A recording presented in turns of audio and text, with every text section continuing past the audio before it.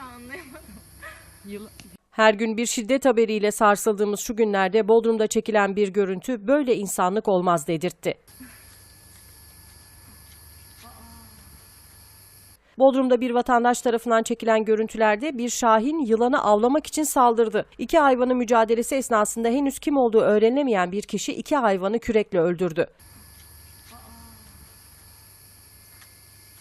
Sosyal medyada hızla yayılan ve Kızılağaç Mahallesi'nde çekildiği öğrenilen görüntüde bir şahin arazideki yılanı avlamak için saldırıyor. Yılan da av olmamak için şahinin boğazına dolanıyor. O esnada bölgede bulunan bir vatandaş iki hayvanın mücadelesini cep telefonu kamerasıyla görüntülüyor. Bir süre sonra elinde kürekle hayvanların yanına gelen kimliği belirlenemeyen bir kişi kürekle vurarak iki hayvanı da öldürüyor. Adamın kürekle hayvanlara vurduğu sırada görüntüyü çeken kadınsa korkuyla çığlık atıyor. Sosyal medyada hızla yayılan görüntü vatandaşların büyük tepkisini çekti. Vatandaşlar yorumlarda ekosisteme müdahale ederek iki hayvanı öldüren kimliği belirsiz şahsa ateş püskürdüler.